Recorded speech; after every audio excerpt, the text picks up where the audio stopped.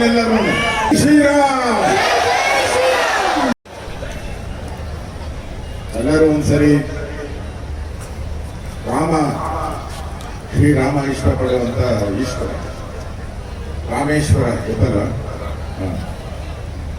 ರಾಮ ಲಂಕೆ ಮೇಲೆ ಯುದ್ಧ ಮಾಡಬೇಕಾದ್ರೆ ರಾಮೇಶ್ವರದಲ್ಲಿ ಪೂಜೆ ಮಾಡಿ ಹೋಗ್ತಾರೆ.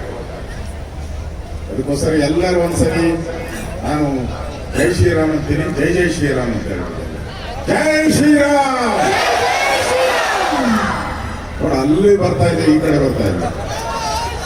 ಜೈ ಶ್ರೀರಾಮ್. ಬಂಧುಗಳೇ, ವೇದಿಕೆ ಮೇಲೆ ನಮ್ಮ ಅಧ್ಯಕ್ಷರು, ಬಿಜೆಪಿ ಅಧ್ಯಕ್ಷರು, ವಿನಾಯಕರಾದಂಥ ವಿಜೇಂದ್ರ ಅವರು, ಈ ತಾನೇ ಮಾತಾಡಿದಂಥ ನಮ್ಮ ಆತ್ಮೀಯ ಸ್ನೇಹಿತ ಮುನಿರತ್ನ ಅವರು, ಯೋಗೀಶ್ವರ್ ಅವರು, ಅದೇ ರೀತಿ ಡಾಕ್ಟರ್ ಮಂಜುನಾಥ್ ಅವರು, ನಮ್ಮೆಲ್ಲ ಹಳೆಯ ಕಾರ್ಪೊರೇಟರ್. ನಾನಿಲ್ಲಿ ಉತ್ತರಹಳ್ಳಿಯಲ್ಲಿ ಅವಾಗೆಲ್ಲ ಇದೆಲ್ಲ ಉತ್ತರಹಳ್ಳಿಗೆ, ಇಲ್ಲಿಂದ ಉತ್ತರಹಳ್ಳಿಗೆ ಬರೋದು. 12 ವರ್ಷ MLA ಆಗಿದೆ. ಆ ಸಂದರ್ಭದಲ್ಲೂ MLA ನಮ್ಮ ಕಾರ್ಪೊರೇಟರ್ ಆಗಿದ್ರು ಬಹಳ ಜನ. ಅದಕ್ಕಿಂತ ಹೆಚ್ಚಾಗಿ ಈ ಶಿವರಾತ್ರಿಯನ್ನು ಆಚರಣೆ ಮಾಡಕ್ಕೆ ಬಂದಿರತಕ್ಕಂಥ ಎಲ್ಲ ತಾಯಿಯಂದಿರೇ, ಅಣ್ಣ ತಮ್ಮಂದಿರೇ, ಬಂಧುಗಳೇ, ನಾವೆಲ್ಲರೂ ಬಹಳ ಎಚ್ಚರಿಕೆ ಇರಬೇಕಾದಂತ ಕಾಲ ಬಂದಿದೆ. ಬಹಳ ಎಚ್ಚರಿಕೆ ಇರಬೇಕು. ಬೆಂಗಳೂರವ್ರು ಮಾತ್ರ ಬಹಳ ಎಚ್ಚರಿಕೆ ಇರಬೇಕು. ಬೆಂಗಳೂರು ಶಾಂತಿಯ ತೋಟ ಇದೆ. ಕೆಂಪೇಗೌಡರು ಬೆಂಗಳೂರನ್ನ ಕಟ್ಟಿದಾಗ 4 ಗೋಪುರ ಕಟ್ಟಿ ಈ ಜನ, ಇಲ್ಲಿ ವಾಸ ಮಾಡೋ ಜನ ಆ ಈಶ್ವರನ ಆಶೀರ್ವಾದದಿಂದ ಬದುಕಬೇಕು ಒಳ್ಳೆ ರೀತಿ ಅಂತ ಹೇಳಿದ್ರು. ನಾವೆಲ್ಲ ಆರಾಮಾಗಿದ್ರಿ, ಇವತ್ತು ಸಂತೋಷವಾಗಿದ್ರಿ. ನಾವು ಕೇಳ್ತಾ ಇದ್ರಿ, ಅಲ್ಲಿ ಪಂಜಾಬಲ್ಲಿ, ಪಾಕಿಸ್ತಾನ ಗಡಿಯಲ್ಲಿ ಬಾಂಬ್ ಬ್ಲಾಸ್ಟ್ ಆಯಿತು, ಕಾಶ್ಮೀರದಲ್ಲಿ ಬಾಂಬ್ ಬ್ಲಾಸ್ಟ್ ಆಯಿತು, ಅಸ್ಸಾಮಲ್ಲಿ ಬಾಂಬ್ ಬ್ಲಾಸ್ಟ್ ಆಯಿತು ಅಂತ ನಾವು ಕೇಳ್ತಾ ಇದ್ರಿ. ಏನಪ್ಪ ಹಿಂಗಾಯಿತು, ನಮ್ಮ ಭಾರತೀಯ ಸೈನಿಕರು ಸಾಯ್ತಾ ಇದ್ದಾರೆ ಅಂತ ಕೇಳ್ತಾ ಇದ್ರಿ.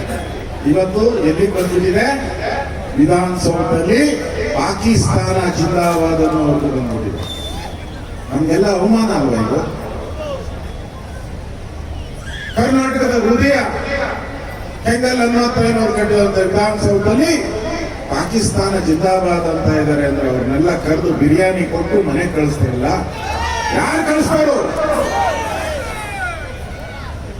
ಯಾರನ್ನ ವಿಧಾನಸೌಧದಲ್ಲಿ ಕೂಗಿದ್ರೆ ಬಿಡ್ತಾರ? ಅವರಿಗೆ ನೇಣಿಗೆ ಹಾಕ್ಬೇಕಾಗಿತ್ತು, ಅವ್ರನ್ನೆಲ್ಲರೂ ನೇಣಿಗೆ ಹಾಕ್ಬೇಕಾಗಿತ್ತು.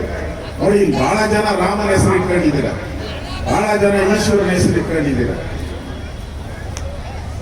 ರಾಮೇಶ್ವರ ಅಂತ ಹೋಟ್ಲ ಹೆಸರಿಟ್ಟಿದ್ದೆ ಬಾಂಬು. ರಾಮೇಶ್ವರ, ರಾಮ ಈಶ್ವರನ ಹೆಸರಿಟ್ಟಿದ್ದಕ್ಕೆ ಬಾಂಬು. ಏನ್ ಹೇಳಿದ್ರು? ನಮ್ಮ ಮುನಿರತ್ನಮ್ಮ ಅವ್ರ ಫ್ರೆಂಡ್ ಕಾಲಿಗೆ ಬಿದ್ದರಲ್ಲ, ಅವ್ರೇನ್ ಹೇಳಿದ್ರು? ಹೋಟ್ಲು ಜಗಳ, ದೋಸೆ ಜಗಳ, ಇಡ್ಲಿ ಜಗಳ ಅಂದ್ರೆ. ದೋಸೆ ಬಾಂಬ್ ಇಟ್ಟು ಒಂದು ದೋಸೆ ಜಗಳ ಅನ್ನೋದು. ಈಗೇನಾಯ್ತು? ಟೆರರಿಸ್ಟ್ಗಳು ಮಾಡಿರೋ ಕೆಲಸ ಅಂತ ಪ್ರೂವ್ ಆಗಿದೆ. ಇವಾಗ ನಾವು ಬೆಂಗಳೂರು ಜನ ಈ ಸಂದರ್ಭದಲ್ಲಿ ಬೆಂಗಳೂರು, ಕೆಂಪೇಗೌಡರು ಕರೆದಂತ ಬೆಂಗಳೂರು ಶಾಂತಿಯ ತೋಟ ಆಗ್ಬೇಕು, ಟೆರರಿಸ್ಟ್ಗಳನ್ನ ನಾಡಾಗಬೇಕು, ಭಯೋತ್ಪಾದಕರ ತಾಣ ಆಗ್ಬೇಕು ಅಂತ ಯೋಚನೆ ಮಾಡುವಂತ ದಿನ. ನಾವು ಹೇಳಿದ್ರು ಮುನಿರತ್ನ, ನಾವು ಇರ್ಬೋದು ಇಲ್ಲಿ, ನಾವು ಹಿಂದೆ ಇರ್ಬೋದು, ಆದ್ರೆ ನಮ್ಮ ಮಕ್ಕಳು ಇರ್ತಾರೆ. ನಮ್ಮ ಮಕ್ಕಳು ಬದುಕನ್ನು ಹಸನ್ ಮಾಡಿ ಹೋಗ್ಬೇಕು.